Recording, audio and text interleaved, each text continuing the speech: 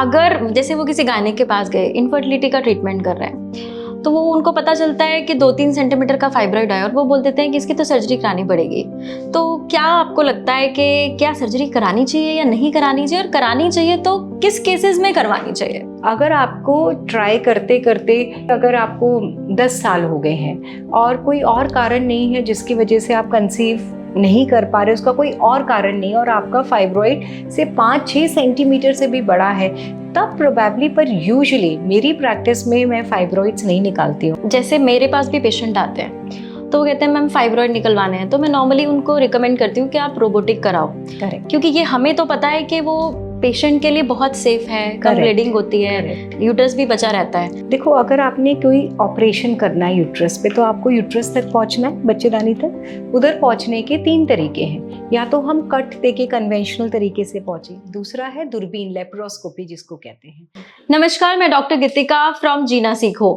आज प्रीति मैम हमारे साथ हैं और आज हम फिर से एक ऐसे टॉपिक के ऊपर बात करेंगे जिसके बहुत सारे क्वेश्चंस हमारे पास आते हैं और पेशेंट्स मुझे पर्सनली भी ये क्वेश्चन पूछते हैं और बहुत सारे हमारे मैसेजेस में भी ये क्वेश्चन पूछे जाते हैं और वेबिनार में ये मैक्सिमम क्वेश्चंस पूछने को मिलते हैं। तो आज हम ऐसे ही टॉपिक पे बात करेंगे जो है एथिकल प्रैक्टिसेस इन गायनेकोलॉजी, और हम आप लोगों को क्लियरेंस देंगे जिसके लिए आप बहुत ज़्यादा कंफ्यूज रहते हो कि इस चीज़ के लिए सर्जरी करवानी चाहिए या नहीं करवानी चाहिए, क्या इसके लिए हमारे को ये वाली मेडिसिन या हार्मोनल ट्रीटमेंट करवाना चाहिए या नहीं कराना चाहिए। तो इन सब टॉपिक्स के बारे में आज हम बात करेंगे डॉक्टर प्रीति मैम से, जिनका एक्सपीरियंस है मोर देन 30 ईयर्स, और हमारे साथ जुड़ के हमें भी बहुत हेल्प मिली है, हमें बहुत बेनिफिट मिला है और हमारे पेशेंट्स को भी बहुत बेनिफिट मिलता है। क्यों? क्योंकि एक ही छत के नीचे जब आपके जो गायनेकोलॉजिस्ट के जो मास्टर है, अगर उसका भी आपको ज्ञान मिल जाए और आयुर्वेद का भी ज्ञान एक साथ मिले तो उन्हें और कहीं जाने की जरूरत नहीं पड़ती और एक ही छत के नीचे बहुत बेस्ट ट्रीटमेंट मिलता है। तो आपकी सारी क्वेरीज को आज हम सॉल्व करेंगे और प्रीति मैम बताएंगे कि मॉडर्न पैथी के अंदर किन किन ट्रीटमेंट्स मैंडेटरी होते हैं जो हम भी रिकमेंड करते हैं समटाइम्स पेशेंट को, और हम भी ट्रीटमेंट उस साइड जाते हैं इन अ सेफर वे, ताकि आपका पैसा भी बर्बाद ना हो और एनर्जी भी बर्बाद ना हो और आप अपनी इनफर्टिलिटी को हराने में आगे की तरफ बढ़े और एक सक्सेस रेट की तरफ बढ़ते चले जाएं। तो मैम वेलकम आपका। थैंक यू गीतिका, एंड सबको बहुत नमस्कार। और मैं डॉक्टर प्रीति जिंदल, जैसे डॉक्टर गीतिका ने बताया, मैं एक एलोपैथिक डॉक्टर हूँ। I am MD DNB MRCOG FICOG, और मैंने और यहाँ हिम्स के साथ मिलके, मनीष जी और गीतिका के साथ मिलके एक integrated system of gynae develop किया है, जिसमें पेशेंट को हर पैथी का फायदा उठाने के लिए मिलता है। सो उनको नेचुरोपैथी, आयुर्वेदा, प्लस उनको गाइडेंस मेरे थ्रू एलोपैथिक मेडिसिन की भी मिलती है, जिससे कि साइड इफ़ेक्ट्स कम हो और उनके बेनिफिट्स ज़्यादा हो और उनको प्रॉपर साइंटिफिक एडवाइस मिले। सो यही आज हमारे वेबिनार का टॉपिक है, तो अब शुरू करते हैं। मैम, सबसे पहला क्वेश्चन ये रहता है हमारे पेशेंट्स का कि अगर जैसे वो किसी गायनेक के पास गए, इनफर्टिलिटी का ट्रीटमेंट कर रहे हैं, तो वो उनको पता चलता है कि 2-3 सेंटीमीटर का फाइब्रॉइड है और वो बोल देते हैं कि इसकी तो सर्जरी करानी पड़ेगी। तो क्या आपको लगता है कि क्या सर्जरी करानी चाहिए या नहीं करानी चाहिए, और करानी चाहिए तो किस केसेस में करवानी चाहिए? करेक्ट। सो हमें सबसे पहले ये समझना है कि फाइब्रॉइड होता क्या है। फाइब्रॉइड होता है जिसको हम आम भाषा में रसौली बोलते हैं, और ये यूट्रस या बच्चेदानी के अंदर होता है। बच्चेदानी की मसल्स जब ग्रो कर जाती हैं एक्स्ट्रा, तो वो एक रसौली जैसा बना देती हैं, जिसको हम फाइब्रॉइड कहते हैं। अब फाइब्रॉइड साइज में भी वेरी करते हैं और लोकेशन में भी वेरी करते हैं। सो अगर फाइब्रॉइड यूट्राइन कैविटी, यूट्रस क्या है, यूट्रस या वोम्ब या बच्चेदानी जिसको बोलते हैं, वो एक बैग की तरह है ना? और उसका एक ही रोल है कि बेबी को ग्रो कराना है। अगर उसमें फाइब्रॉइड कैविटी के अंदर जा रहा है, फिर तो अगर छोटा फाइब्रॉइड भी है और उसकी वजह से उसको ब्लीडिंग या कुछ हो रही है, तो फिर दूरबीन से ही, हिस्ट्रोस्कोपी जिसको बोलते हैं, उससे हम उसको निकाल लेते हैं जो फाइब्रॉइड कैविटी के अंदर जा रहा है। पर नॉर्मली फाइब्रॉइड्स कैविटी के अंदर बहुत कम जाते हैं, वो सिर्फ बच्चेदानी के अराउंड, इनको हम इंट्राम्यूरल फाइब्रॉइड बोलते हैं, बच्चेदानी के जो वॉल्स हैं उसके अंदर ग्रो करते हैं। यहाँ पे अगर 6, 7, 8 सेंटीमीटर का भी फाइब्रॉइड है और वो आपको कुछ नहीं कह रहा और आपकी इनफर्टिलिटी जो है या आप कंसीव करने में अभी आपके 6 महीने, 1 साल, 2 साल ही हुए हैं, तो फिर ऐसे में इनकी सर्जरी की बिल्कुल ज़रूरत नहीं है। पर हाँ, अगर आपको ट्राई करते करते से अगर आपको 10 साल हो गए हैं और कोई और कारण नहीं है जिसकी वजह से आप कंसीव नहीं कर पा रहे, उसका कोई और कारण नहीं, और आपका फाइब्रॉइड से 5-6 सेंटीमीटर से भी बड़ा है, तब प्रोबेबली, पर यूजुअली मेरी प्रैक्टिस में मैं फाइब्रॉइड्स नहीं निकालती हूँ। I do IVF and I do IUIs, पर मैंने आज तक जस्ट फॉर कंसेप्शन फाइब्रॉइड्स नहीं निकाले हैं, क्योंकि पर्सनली मैं नहीं मानती कि इंट्राम्यूरल फाइब्रॉइड की वजह से इनफर्टिलिटी होती है। तीसरे तरह का फाइब्रॉइड होता है जो बच्चेदानी की सरफेस से निकल के पेट के अंदर जा रहा होता है, वो तो कुछ भी नहीं कह रहा होता, वो अगर 7, 8, 9 सेंटीमीटर के भी हैं तो उनको निकालने की बिल्कुल ज़रूरत नहीं है। अच्छा मैम, इसके साथ ही एक क्वेश्चन और होता है कि जैसे मेरे पास भी पेशेंट आते हैं तो वो कहते हैं मैम फाइब्रॉइड निकलवाने हैं, तो मैं नॉर्मली उनको रिकमेंड करती हूँ कि आप रोबोटिक कराओ। करेक्ट। क्योंकि ये हमें तो पता है कि वो पेशेंट के लिए बहुत सेफ है, कम ब्लीडिंग होती है, यूटरस भी बचा रहता है। करेक्ट। तो आपका क्या ओपिनियन है कि नॉर्मल और इसमें क्या बेनिफिट मिल सकता है और कैसे हम अपनी इनफर्टिलिटी को ज़्यादा अच्छा मेंटेन करके मतलब रख सकते हैं फर्टिलिटी को? राइट। सो रोबोटिक सर्जरी एक बहुत advanced form of, technically advanced form of surgery है। मैं रोबोटिक सर्जन हूँ और इसमें क्या होता है, अगर हमें कोई भी सर्जरी करनी है रोबोटिकली, हम कोई भी सर्जरी कर सकते हैं। जैसे कि किसी की अगर ट्यूब्स बंद हैं तो उनको हम ट्यूबोप्लास्टी या ट्यूब्स को खोल सकते हैं। अगर उसके ओवरीज में सिस्ट हैं, जैसे एंडोमेट्रियोटिक सिस्ट हैं या कोई और तरीके के सिस्ट हैं, तो उनको हम रोबोटिकली निकाल सकते हैं। बच्चेदानियाँ भी हम रोबोटिकली निकालते हैं। तो इसका फ़ायदा क्या होता है, देखो, अगर आपने कोई ऑपरेशन करना है यूट्रस पे, तो आपको यूट्रस तक पहुंचना है, बच्चेदानी तक। उधर पहुंचने के 3 तरीके हैं, या तो हम कट देके कन्वेंशनल तरीके से पहुंचे, दूसरा है दूरबीन, लेप्रोस्कोपी जिसको कहते हैं, और तीसरा होता है लेप्रोस्कोपी से भी एडवांस्ड रोबोटिक सर्जरी। अब रोबोटिक सर्जरी क्यों ज़्यादा बेटर सर्जरी है, क्योंकि इसमें एक तो आपको दिखता बहुत अच्छा है, there is a 4D vision. Second, इसमें हम बहुत छोटे छोटे 8-8 मिलीमीटर के कट लगाते हैं टमी में, 2 से 3 कट, और उसके थ्रू ये सर्जरी की जाती है। एक कैमरे के लिए कट होता है और उसके अलावा 2 या 3 होते हैं। सुबह सर्जरी की, शाम को आप घर जा सकते हो, ब्लड लॉस नहीं होता। और सबसे इम्पॉर्टेंट चीज़ जो होती है वो है कि हम ओवरीज को बचा सकते हैं, क्योंकि जैसे सिस्ट होते हैं, एंडोमेट्रियोटिक सिस्ट बहुत कॉमन है, तो वो बिल्कुल चिपके हुए होते हैं। अब जब आप रोबोटिकली करते हो तो आपको बहुत क्लियर विजन दिखती है और इंस्ट्रूमेंट्स बहुत फाइन होते हैं, तो हम एक एक सरफेस को अलग से देख सकते हैं और उसको ठीक से डिसेक्ट कर सकते हैं और ओवरीज को बचा लेते हैं, और ब्लड लॉस नहीं होता, इन्फेक्शन नहीं होता, और सबसे इंपॉर्टेंट है पेन नहीं होता पेशेंट को। अगर हम 10 के स्केल पे देखें तो ओपन सर्जरी, मतलब कट दे के सर्जरी करते हैं तो उसमें 10 का पेन हो रहा है, तो लेप्रोस्कोपिक में 5 का होता है और रोबोटिक में 1 या 0 का होता है।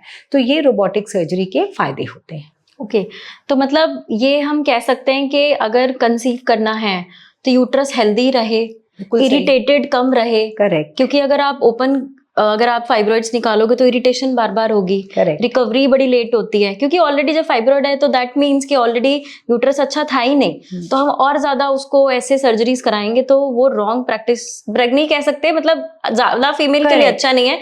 रोबोटिक चाहे थोड़ा महंगा है पर वो आपके लिए अच्छा है। हाँ। तो लाइफ में 1 टाइम में अगर आपको करना है तो I think you should go for the best. अगर आपके रोबोटिक की ऑप्शन है तो डेफिनेटली रोबोटिक करना चाहिए। अब इसमें सिर्फ एक ही इशू आता है कि पूरे इंडिया में बहुत कम, 100 से कम रोबोटिक गायनेकोलॉजिकल सर्जन्स हैं। I am one of them, और रोबोट हर जगह नहीं है। सो मैं रोबोटिक सर्जरी करती हूँ, और मैं ये पार्क हॉस्पिटल्स जो हैं उन्होंने नॉर्थ इंडिया के सारे पार्क हॉस्पिटल्स के लिए मेरे को डायरेक्टर लिया है रोबोटिक गायनी सर्जरीज के लिए, और मैं फोर्टिस में भी करती हूँ, फोर्टिस मोहाली में। पर सबसे इम्पॉर्टेंट पॉइंट जो आपको समझना है कि 2 से 3 सेंटीमीटर फाइब्रॉइड के लिए सर्जरी की ज़रूरत नहीं है। बड़े फाइब्रॉइड्स के लिए सर्जरी की ज़रूरत हो सकती है। ओवेरियन सिस्ट अगर 5 सेंटीमीटर से ऊपर है तो वहाँ सर्जरी की ज़रूरत यूजुअली पड़ती है, क्योंकि वो एंडोमेट्रियोटिक सिस्ट होते हैं यूजुअली इनफर्टाइल पेशेंट्स में। फिर एक तरह का सिस्ट होता है डर्मोइड, जिसके अंदर दांत भी होते हैं, हेयर भी होते हैं। सो ऐसे वाले सिस्ट में क्या होता है, ओवरी में रोटेशन हो जाता है और फिर बहुत सीवियर पेन होता है, और हमने अगर उसको विद इन 24 आवर्स ऑपरेट नहीं किया तो पूरी ओवरी एक तरह से गैंग्रीनस हो जाती है या खराब हो जाती है, क्योंकि उसकी ब्लड सप्लाई कॉम्प्रोमाइज हो जाती है। सो ऐसे केसेस में तुरंत ही सर्जरी करनी चाहिए।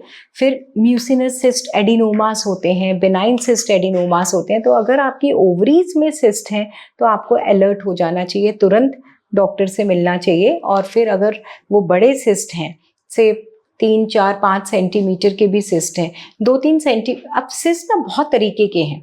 कई होते हैं सिंपल सिस्ट कि उसमें पानी भरा हुआ है, तो वो अगर 5, 6, 7 सेंटीमीटर के भी हैं तो कुछ नहीं करना। पर अगर डर्मोइड सिस्ट है, वो 4-5 सेंटीमीटर का है, एंडोमेट्रियोटिक सिस्ट है 6-7 सेंटीमीटर का है, तो फिर निकालना चाहिए। ओके। एक मैम हमारे पास एक और क्वेश्चन है पेशेंट का कि 40+ एज पे अगर किसी को एडिनोमाइसिस, एंडोमेट्रियोसिस या फाइब्रॉइड्स मिले तो क्या उसमें हमें सर्जरी करवानी चाहिए या नहीं करवानी चाहिए? टोटली डिपेंड करता है कि उसके कंप्लेंट्स क्या हैं। अगर तो अब हम थोड़ा इनफर्टिलिटी से हट के चलें, है ना, 40 के ऊपर की एज है और उसको बहुत सीवियर ब्लीडिंग हो रही है, ठीक है। यूजुअली ये ब्लीडिंग जो होती है ये फाइब्रॉइड की वजह से नहीं होती, क्योंकि अगर सपोज उसको ज़्यादातर क्या प्रॉब्लम होती है डॉक्टर गीतिका, कि पेशेंट को 40 के बाद हार्मोनल इम्बैलेंस होता है, उसके पीरियड्स हैवी होने शुरू हो जाते हैं। वो जाके पहली बार अल्ट्रासाउंड कराते हैं, क्योंकि ज़्यादातर विमेन ये बोलती हैं कि हमने प्रेगनेंसी के बाद स्कैन्स ही नहीं कराए, जबकि हम बोलते हैं कि 35 की एज के बाद साल में एक बार पेल्विक स्कैन ज़रूर कराओ, कि पता चलेगा कि कोई फाइब्रॉइड बन रहा है, सिस्ट बन रहा है, क्या हो रहा है। तो अब इस सिनेरियो पे आते हैं कि उसकी जब डिलीवरीज हुई एक विमेन की, तो उसने स्कैन कराया, 20 साल के बाद उसको ब्लीडिंग हैवी हो रही है, उसने जाके स्कैन कराया, उसमें 7 सेंटीमीटर का फाइब्रॉइड आ गया। तो पैनिक कर जाते हैं और फिर यूट्रस निकलवा देते हैं। आपको ये बात समझनी है कि वो 7 सेंटीमीटर का फाइब्रॉइड एक दिन में तो नहीं बन गया। Fibroids are very slow growing, तो मोस्ट लाइकली ये 3-4 साल में बना है, पर उसको ब्लीडिंग तो अब हुई है ना। So fibroid is usually not the cause for this bleeding. इसका कारण है हार्मोनल इम्बैलेंस, और अगर आप उनको मेडिकली ट्रीट करते हो तो वो ठीक हो जाते हैं। यूजुअली इनको ऑपरेशन की ज़रूरत नहीं पड़ती है। पर अगर फिर भी मेडिकली ट्रीट नहीं हो रहे तो फिर रोबोटिक सर्जरी, रोबोटिक हिस्टेरेक्टमी या यूट्रस रिमूवल सर्जरी अगर रिक्वायर्ड है तो is a better form of surgery if possible. और अगर इसमें 40+ एज में इनफर्टिलिटी का कोई, क्योंकि आजकल लोग लेट शादियां कर रहे हैं, आते ही मेरे पास 38-39 में, अभी मैम साल हुआ मैरिज को, करेक्ट, तो क्या ऑप्शन रहता है? मतलब उसमें अगर ऐसा हो जाए तो डॉक्टर तो बोल देते हैं सर्जरी कराओ तो ही कंसीव करोगे। देखो, अगर 3 से 4 सेंटीमीटर का फाइब्रॉइड है तो यूजुअली सर्जरी की ज़रूरत नहीं होती। ऐसे पेशेंट्स में मेन कंसिडरेशन ये होना चाहिए कि वो कंसीव क्यों नहीं कर रहे, क्योंकि हमें ज़्यादातर फाइब्रॉइड्स का पता प्रेगनेंसी में चलता है। तो इसका मतलब है कि फाइब्रॉइड यूजुअली प्रेगनेंसी होने से नहीं रोकते हैं। अब 40+ एज पर वो आ रहे हैं तो सबसे पहले उसका AMH होना चाहिए, जिससे हमें उसकी एग काउंट पता चले। यूजुअली इनकी एग काउंट्स कम होती हैं। फिर उनका ट्यूबल टेस्ट साथ के साथ कर दो कि भाई ट्यूब्स ओपन है कि नहीं ओपन है। अगर ट्यूब ब्लॉक्ड है तो या तो हम रोबोटिकली उनकी ट्यूब्स खोलें, अगर वो उस चीज़ के लिए इंटरेस्टेड नहीं है तो फिर सीधे IVF पे जाओ। फिर टाइम वेस्ट मत करो। IVF से डरने की ज़रूरत नहीं है, वो आपकी हेल्प के लिए ही है। आपकी प्रेगनेंसी नहीं हो रही तभी तो आप डॉक्टर के पास गए हो ना। सो प्रॉब्लम तो मेल और फीमेल में है जिसकी वजह से प्रेगनेंसी नहीं हो रही। और 40 के बाद हमारे एग्स ख़त्म होने लगते हैं और उनकी क्वालिटी ख़राब होने लगती है।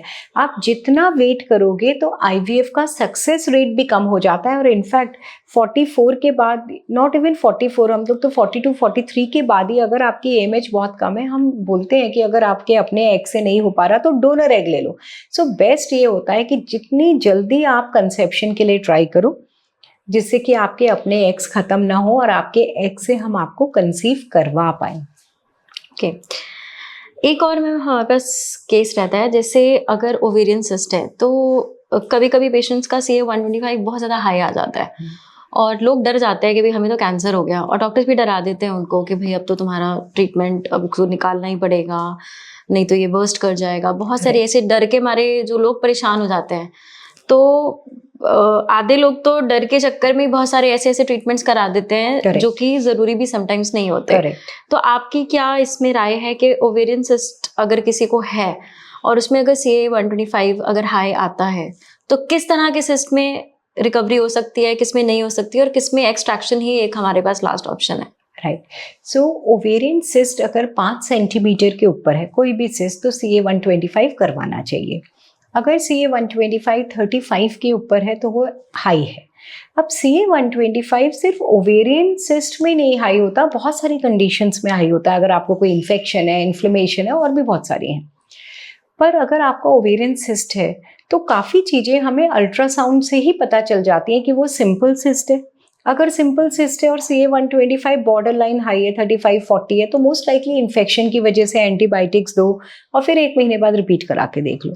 वहीं पे अगर आपका 8-9 सेंटीमीटर का सिस्ट है और उसकी अपीयरेंस अच्छी नहीं लग रही स्कैन पर, बहुत सारे हमारे साइंस होते हैं, और CA-125 100 के ऊपर है तो फिर हमें अलर्ट होना है। फिर हमें ज़रूरी नहीं होता कि हर सिस्ट और CA-125 रेस्ड है तो वो कैंसर ही है, पर ऐसे केसेस में डायग्नोस्टिक रोबोटिक डायग्नोस्टिक सर्जरी होनी चाहिए। हम दूरबीन डाल के अंदर देख लेते हैं कि सिस्ट कैसा है। सिर्फ उसी समय एक टेक्निक होती है फ्रोजन सेक्शन, जिसमें हम ओवरीज का टिश्यू जो सिस्ट निकाला उसका टिश्यू जांच के लिए भेज देते हैं और साथ के साथ हमें पता चल जाता है कि भाई इसमें कैंसर है कि नहीं है। अगर कैंसर है तो फिर हम पूरी ओवरीज यूट्रस जो भी रिक्वायर्ड है वो निकालते हैं, अगर उसमें कैंसर नहीं है तो सिर्फ सिस्ट निकाल देते हैं। पर अगर आपका 5 सेंटीमीटर के ऊपर का सिस्ट है और वो CA-125 100 के ऊपर है फिर तो एक्शन बहुत ज़रूरी है। अब सिर्फ एक एक्सेप्शन है, वो है एंडोमेट्रियोटिक सिस्ट। एक सिस्ट होता है एंडोमेट्रियोटिक या हिमरेजिक सिस्ट, इसमें CA-125 कई बार 100, 150, 200 भी होता है, पर इस तरह के सिस्ट की अपीयरेंस बिल्कुल डिफरेंट होती है, तो वो अल्ट्रासाउंड और MRI से क्लियर हो जाता है। तो अगर एंडोमेट्रियोटिक सिस्ट है और CA-125 रेस्ड है तो फिर, और वो सिस्ट जो है 5-6 सेंटीमीटर का ही है, तो फिर सर्जरी की ज़रूरत नहीं है। फिर आप दवाई लेके देख सकते हो और वो सिस्ट रिड्यूस हो सकता है and then you can repeat CA-125। पर अगर आपका CA-125 बढ़ता जा रहा है, सिस्ट का साइज बढ़ता जा रहा है, फिर सर्जरी की ज़रूरत है। एक मैम पेशेंट बड़े कंफ्यूज होते हैं कि एंडोमेट्रियोसिस और एंडोमेट्रिक सिस्ट में डिफरेंस क्या है? ओके, एंडोमेट्रियोसिस है बीमारी का नाम, और एंडोमेट्रियोटिक सिस्ट जो होते हैं उस बीमारी की वजह से जो ओवरी में सिस्ट बनते हैं उसको एंडोमेट्रियोटिक सिस्ट बोलते हैं। जैसे टाइफॉइड बीमारी का नाम है पर उसकी वजह से आपको डायरिया हो रहा है, फीवर हो रहा है, तो वैसे ही एंडोमेट्रियोसिस बीमारी का नाम है। अब एंडोमेट्रियोसिस में क्या होता है, जो हमारे पीरियड्स आते हैं वो यूट्रस की लाइनिंग शेड होती है, वो पीरियड होता है, सो वो लाइनिंग जो है बाहर आ जाती है। अब थोड़ा सा ब्लड जो है वो ट्यूब्स के थ्रू, फैलोपियन ट्यूब्स के थ्रू हमारी बॉडी के अंदर भी जाता है और ओवरीज के ऊपर इकट्ठा हो जाता है। जब अगले महीने पीरियड्स आते हैं तो यहाँ भी ब्लीडिंग होती है, क्योंकि लाइनिंग के कुछ टिश्यू आके ओवरी पे चिपक गए, तो वो भी ग्रो करते हैं और वो ब्लीड करते हैं। अब यूट्रस का ब्लड तो बॉडी के बाहर आ जाता है, पर ओवरी का ब्लड कहाँ जाएगा, तो वही वहाँ इकट्ठा होके एंडोमेट्रियोटिक सिस्ट बना देता है, या जिसको हम बोलते हैं चॉकलेट सिस्ट। क्यों? क्योंकि उसके अंदर ब्लड होता है। जब हम उसकी सर्जरी करते हैं तो बिल्कुल ब्राउन कलर का फ्लूइड निकलता है, जैसे कि कोई मोल्टन चॉकलेट, तो इसलिए उसका नाम चॉकलेट सिस्ट भी है या हिमरेजिक सिस्ट भी है। सो ये दोनों में डिफरेंस है। एक मैम मेन क्वेश्चन रहता है लोगों का कि सर्विसाइटिस और सर्विक्स का कैंसर, इसमें एक तो क्या डिफरेंस है और इसमें क्या ट्रीटमेंट होना चाहिए और कैसे डायग्नोसिस में कैसे हम डिफरेंशिएट कर सकते हैं इसको? यूट्रस के माउथ को हम बोलते हैं सर्विक्स। नाउ सर्विक्स का कैंसर इंडिया में one of the commonest cancer of women है। अब ये इंडिया में क्यों इतना कॉमन है और बाहर क्यों नहीं है? क्योंकि बाहर के लोगों ने इस पे विक्ट्री पा ली है। कैसे? By 2 things. एक तो एक इंजेक्शन होता है कैंसर सर्विक्स वैक्सीनेशन, जो हर गर्ल को between the age of 8 to 45 years लगवाना चाहिए अगर उसने नहीं लगवाया है। इसकी अगर आप 15 ईयर्स तक लगाते हो तो 2 डोजेस होती है 6 महीने के अपार्ट, और उसके बाद इसकी 3 डोजेस होती हैं। सो ये जो है सर्वाइकल कैंसर को 99% प्लस होने से रोक देता है। ये कैसे रोक देता है? ये ऐसे रोक देता है क्योंकि सर्वाइकल कैंसर का मेन कारण जो सोचा गया है वो है ह्यूमन पैपिलोमा वायरस, और ये जो वैक्सीन है ये इस ह्यूमन पैपिलोमा वायरस के अगेंस्ट है। तो इसलिए फिर अगर आपकी बॉडी में एंटीबॉडीज बनी हुई हैं तो फिर आपको कैंसर नहीं होगा। सेकेंड तरीका क्या है? एक सिंपल सा टेस्ट होता है जिसको हम बोलते हैं पैप स्मीयर। ये हर लेडी ने once she is sexually active 3 साल में एक बार कराना चाहिए, और आजकल तो हम HPV टेस्टिंग भी साथ में कर देते हैं जिसको हम बोलते हैं को टेस्टिंग। तो 5 साल में एक बार ये टेस्ट कराना है। सिंपल सा टेस्ट होता है। आप अपने गायनेकोलॉजिस्ट या अपने आयुर्वेदिक डॉक्टर किसी के पास भी जाइए और उन्हें बोलिए कि आप हमारा पैप स्मीयर कर दीजिए, और इसमें कोई पेन नहीं होता, सस्ता सा टेस्ट है और 5 साल में एक बार होना है। तो इसका क्या फ़ायदा होता है? ये कैंसर सर्विक्स होने के 10 साल पहले ही हमें बता देता है कि चेंजेस हो रहे हैं सेल्स में, एंड वी कैन ट्रीट। अब यहाँ पे रोल आता है सर्विसाइटिस का। What is cervicitis? Cervix anywhere जहाँ आइटिस लग गया मतलब वहाँ का इन्फेक्शन। तो जो सर्विक्स यूट्रस के माउथ का इन्फेक्शन जब होता है तो वहाँ इन्फ्लेमेशन होता है जिसको हम बोलते हैं सर्विसाइटिस। अब सर्विसाइटिस का मेन कारण होता है इन्फेक्शन, और मोस्ट कॉमन इन्फेक्शन क्या है? HPV virus. So HPV virus का अगर आपको इन्फेक्शन होता है तो सर्विक्स में आप ये इन्फ्लेमेटरी चेंजेस होते हैं, पैप स्मीयर एबनॉर्मल आता है, एंड वी कैन डायग्नोज कि हाँ इस पेशेंट को आगे चल के कैंसर बनने के चांसेस हैं। तो हम फिर उसका ट्रीट कर सकते हैं, जैसे कि उनको एंटीबायोटिक्स वगैरह दी इन्फेक्शन को ठीक करने के लिए, फिर रेगुलर पैप स्मीयर किया, कॉल्पोस्कोपी होती है, दूरबीन से हम सर्विक्स देख लेते हैं, फिर वेजाइनल सर्वाइकल लेज़र कर देते हैं, CO2 लेज़र। सो बहुत सारे ट्रीटमेंट इसके आ गए हैं। अब सर्विसाइटिस सिर्फ HPV इन्फेक्शन से नहीं होता। Cervicitis any infection can cause, and most common infection in women is fungal infection. So अगर आपको सफ़ेद पानी जा रहा है जिसमें से स्मेल आ रही है, या इचिंग हो रही है, या ब्लड स्टेन्ड है, या हरे रंग का डिस्चार्ज है, तो आपने तुरंत अपने डॉक्टर को जाके दिखाना है और उसका ट्रीटमेंट करवाना है, नहीं तो बार बार इन्फेक्शन होने की वजह से भी आगे जाके प्रॉब्लम हो सकती है। ओके मैम, यानी कि वैक्सीनेशन टाइमली करवा लेनी चाहिए। और वैसे जब हम कभी इनफर्टिलिटी का ट्रीटमेंट करते हैं तो कई पेशेंट्स कंसीव करते हैं, बार बार मिसकैरेज होता है, तो हम जब फर्स्ट टाइम उनका कभी कभी टॉर्च कराते हैं तो उसमें अगर HPV अगर पॉजिटिव आता है, अगर उसका IgG भी पॉजिटिव आता है, तो क्या उसके बाद भी वैक्सीनेशन ज़रूरी है? यस, अगर HPV टेस्टिंग पॉजिटिव आती है तो भी वैक्सीन करनी है, क्योंकि HPV बहुत सारे तरीके के हैं। सो जो HPV वैक्सीन है उसमें 3 तरह की वैक्सीन हैं। एक तो इंडियन वैक्सीन है सर्वावैक, जो कि बहुत अच्छी वैक्सीन है और सबसे सस्ती है, और वो 4 स्ट्रेन्स के अगेंस्ट कवर करती है। वैसे ही एक बाहर की वैक्सीन है जो 9 स्ट्रेन्स के अगेंस्ट कवर करती है। इसके अलावा भी बहुत सारे स्ट्रेन्स हैं जो HPV के होते हैं। तो अगर आपको इन्फेक्शन सपोज 16 नंबर से हुआ, HPV 16 स्ट्रेन से, पर आपके बाकी 3 स्ट्रेन से तो वैक्सीन कवर कर लेगी ना, तो इसलिए आपको HPV वैक्सीन लगवानी चाहिए।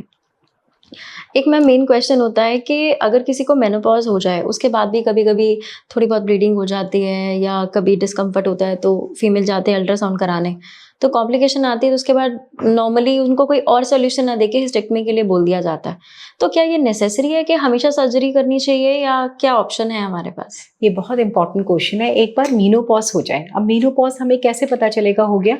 या तो आपकी FSH blood serum FSH value more than 30 है, या आपको 1 साल से पीरियड नहीं आए, ठीक है, और वो भी आपकी जब एज 40 के ऊपर है ना। अगर आपका मीनोपॉज हो गया और वो प्रूवन है कि मीनोपॉज हो गया, तो आपको ब्लीडिंग नहीं होनी चाहिए। अगर आपको ब्लीडिंग हो रही है तो इसका मतलब है किसी वजह से वो लाइनिंग बनी है। अब वो लाइनिंग क्यों बनी है? 99% क्या होता है कि कोई एग ग्रो कर जाता है, हार्मोनल इम्बैलेंस हो जाता है और लाइनिंग बन जाती है, या BP बड़ा हो गया तो भी ब्लीडिंग हो जाती है। पर 1% there could be cancer of the uterus, बच्चेदानी का कैंसर। सो एक ब्लैंकेट रूल है, अगर आपको मीनोपॉज के बाद ब्लीडिंग हुई है, चाहे थोड़े से स्पॉट्स ही क्यों ना लगे हों, आपने जाके अपना अल्ट्रासाउंड कराना है। और अल्ट्रासाउंड में अगर आपकी लाइनिंग 3.54 mm के ऊपर है तो एक बहुत सिंपल टेस्ट होता है हिस्ट्रोस्कोपिक बायोप्सी। दूरबीन यूरिन से हम बच्चेदानी के अंदर देख लेते हैं कि कहाँ से ब्लीडिंग हो रही है, और उसी समय एक सैंपल ले लेते हैं। मैं ऑफिस हिस्ट्रोस्कोपी करती हूँ, बहुत पतला सा कैमरा होता है, उसके लिए बेहोश करने के लिए भी ज़रूरत नहीं होती, और वो ओपीडी में ही हो जाता है, टोटली पेनलेस होता है। उससे हम यूट्राइन कैविटी देख लेते हैं, जहाँ से ब्लीडिंग है वहाँ का सैंपल ले लेते हैं। आप आधे घंटे में घर चले जाते हो, कोई पेन नहीं होता। फिर इसकी रिपोर्ट 7-8 दिन में आती है। अगर उसमें 99% तो रिपोर्ट नॉर्मल होगी, पर अगर उसमें कैंसर या कुछ निकला तो अभी इस स्टेज पर I can do your robotic surgery, आपका यूट्रस निकाल सकते हैं, ट्यूब ओवरी निकाल सकते हैं, और वो कंप्लीट ट्रीटमेंट है। इसके बाद यूजुअली कीमो रेडियो की ज़रूरत नहीं पड़ती, क्योंकि हमने बहुत अर्ली स्टेज पे डायग्नोस कर लिया है। तो अगर आपको पोस्ट मीनोपॉजल ब्लीडिंग हो रही है या माहवारी रुकने के बाद ब्लीडिंग हो रही है, उसको बिल्कुल लाइटली ना लें, अपना अल्ट्रासाउंड कराएं और ट्रीटमेंट कराएं। ये तो मैम हमने मेनोपॉज की बात कर दी, हमने गायनेक और इश्यूज के बारे में बात कर दी। अब थोड़ा इनफर्टिलिटी की तरफ चलते हुए बात करते हैं कि आईवीएफ आईयूआई में डिफरेंस तो हम हमेशा बात करते हैं, बट एक या दो आईयूआई के बाद पेशेंट्स कहते नहीं अब तो आईवीएफ, या डॉक्टर्स भी बहुत रिकमेंड करते हैं। तो क्या हम आईयूआई की फ्रिक्वेंसी को इंक्रीज करके भी चांस ले सकते हैं? क्या ऐसा हो सकता है? We can do that. Totally depend करता है कि हम आईयूआई किस वजह से कर रहे हैं। पहले तो दोनों में बेसिक डिफरेंस समझते हैं। आईयूआई में क्या होता है, एग फीमेल की बॉडी में बन रहा है, अल्ट्रासाउंड करके उसको मॉनिटर करते हैं, जिसको हम फॉलिकुलर मॉनिटरिंग कहते हैं। जब एग जो है 17 या उससे ऊपर mm का हो जाता है, तो फिर हस्बैंड को या पार्टनर को बोलते हैं आप अपने स्पर्म्स दीजिए, उसमें से डेड स्पर्म्स हटा के जो लाइव स्पर्म्स है उनको एक पतली सी ट्यूब से बच्चेदानी या यूट्रस के अंदर इंस्टिल कर देते हैं। This is IUI. ये this is a form of natural only, little more advanced of natural. जब आप नेचुरल इंटरकोर्स करते हो तो स्पर्म्स वेजाइना में डिपॉजिट होते हैं, यहाँ ऊपर यूट्राइन कैविटी में होते हैं, जहाँ से वो ट्यूब में जाते हैं, क्योंकि अंडर रप्चर होकर ट्यूब में पहुंच रहा होता है। ठीक है, तो this is IUI. So definitely it is more natural. Secondly इसके एक्सपेंसेस बहुत कम होते हैं एज कम्पेयर टू आईवीएफ। सो अगर हम आईयूआई से ही प्रेगनेंसी कंसीव कर लेते हैं तो of course it is very advantageous. पर डिसीजन कि हमने आईयूआई करना है आईवीएफ करना है टोटली डिपेंड्स कि हस्बैंड की स्पर्म काउंट कैसी है। अगर हस्बैंड की स्पर्म काउंट बहुत कम है या उसमें नॉर्मल सेल्स बहुत कम है तो फिर एटलीस्ट 3 आईयूआई तो ट्राई कर लेने चाहिए, और अगर उसमें नहीं हो रहा तो फिर we can move to IVF. Second, age of the patient. अगर फीमेल पार्टनर की एज 40-42 के करीब हो रही है या 38-39 के करीब हो रही है तो फिर हमने बहुत टाइम आईयूआई में नहीं वेस्ट करना। फिर it also depends on her AMH values, then it depends on her period of infertility, कि अगर वो 8 साल से ट्राई कर रहे हैं और प्रेगनेंसी नहीं हो रही, मेल फैक्टर भी है, एज भी है, तो फिर आप जितनी जल्दी आईवीएफ पे जाएंगे रिजल्ट्स बेटर होंगे, क्योंकि आईवीएफ के भी रिजल्ट्स आपके ही एग और स्पर्म्स है ना। सो आईवीएफ अगर जितनी जल्दी किया जाए ऐसे केसेस में तो रिजल्ट्स आर बेटर। आईवीएफ में क्या करते हैं, ओवरीज में एग्स बनवाते हैं और फिर जब एग 7-8 एग ग्रो कर जाते हैं तो उनको वेजाइनली रिमूव करते हैं और हस्बैंड के स्पर्म से लैब में फर्टिलाइज करके वहाँ 3 दिन या 5 दिन का एम्ब्रियो बना के फिर फीमेल की बॉडी में ट्रांसफर करते हैं। So this is the basic difference between the IUI and IVF. और आईयूआई अगर कोई प्रॉब्लम नहीं है, से कोई रिलेशन से नहीं कर पा रहा, राइट, और वो यंग लोग हैं, 27-28 साल के हैं, हस्बैंड की स्पर्म काउंट बिल्कुल ठीक है, एग अच्छे से बन रहे हैं, ट्यूब खुली हुई हैं, तो फिर इनमें you can try for 5-6-7 times IUI, वो कंसीव कर जाएंगे मोस्ट लाइकली। पर अगर 40 की एज हो गई, स्पर्म काउंट कम है, तो फिर वहाँ हम 2 या 3 बार आईयूआई ट्राई करके आईवीएफ पे मूव करते हैं। तो मैम एज क्या है? अब मेरे पास पेशेंट आते हैं, कईयों को 32 ईयर्स में भी बोल जाता है कि आपकी एज निकल गई, 35 में बोल देते हैं एज निकल गई, 40+ तो एज निकल ही गई है। तो कौन सी ऐसी एज है जो निकल गई है और जो नहीं निकल गई है? इसमें बहुत कंफ्यूजन है। देखो, ideal time for conception is between 25 to 34 definitely, है ना। पर then it totally depend scientifically कि AMH वैल्यू क्या है। कई बार आजकल हम देख रहे हैं because of pollution and lifestyle AMH values young लोगों की भी बहुत कम हो रहे हैं। 31-32 में AMH इज लेस देन 1.5, तो फिर ऐसे में we need to speed up. पर अगर AMH value is more than 1.5, age is good, age is between 25 to 34, and tubes are open, sperms are okay, so you can try with different methods. And अगर नहीं हो रहा तो फिर then go for IVF. क्योंकि ये question तो बहुत मेजरली होता है। अभी रिसेंटली मेरे पास एक 29 ईयर्स की एक फीमेल आई है, AMH उनका 1.5 था और वो रोती रही। मैंने कहा भाई हो जाएगा, डोंट वरी। कह रही मैं मुझे बोल दिया है कि तुम्हारी एज निकल गई है। तो मैंने कहा मतलब लोगों को समझाना बहुत मुश्किल हो जाता है, Correct, बट correct. ठीक है, आज हम इसी टॉपिक पे ही बात कर रहे हैं। तो और एक चीज़ है मैम, जो हमारा इनफर्टिलिटी की अगर हम बात करें तो उसमें कौन कौन सी सर्जरीज मैंडेटरी है कि हमें करानी चाहिए और कौन सी नहीं करानी चाहिए, क्योंकि इतनी सर्जरीज करवा करवा के आते हैं और फाइनली फिर उनको कुछ रिजल्ट नहीं मिलता। Correct. और जब हमारे पास भी हम जैसे इंटीग्रेटेड सिस्टम है, हमें कितने चैलेंजेस आते हैं। हाँ. तो आप इसके बारे में थोड़ा सा सबको बताओ कि किस टाइम पे आपको पहुंच जाना है, वेट नहीं करना है। करेक्ट. सो जो मैंडेटरी है, अगर आपकी ट्यूब्स ब्लॉक्ड है ना, फीमेल की ट्यूब्स ब्लॉक्ड हैं, जो HSG से पता चलता है, तो फिर हमारे पास दो ऑप्शन है, या तो हम सीधे IVF पे जाएं, पर अगर IVF सीधे नहीं करना तो फिर यहाँ ट्यूबोप्लास्टी इज मैंडेटरी। सो रोबोटिकली आपकी ट्यूब्स को खोल के वी कैन ट्राई कि आप नेचुरली ट्राई कर लो। सेकेंड, अगर आपके बहुत बड़े एंडोमेट्रियोटिक सिस्ट हैं, 6-7 सेंटीमीटर के सिस्ट हैं, पूरा ट्यूब्स वगैरह सब प्लास्टर्ड है, तो यहाँ फिर we should do robotic surgery and remove the cyst. Ovary को बचाएं, ट्यूब्स को हम साथ के साथ चेक कर लेते हैं कि ट्यूब्स खुली हैं कि नहीं खुली, और फिर बहुत लोग इस सर्जरी के बाद कंसीव कर जाते हैं। तीसरा आते हैं फाइब्रॉइड।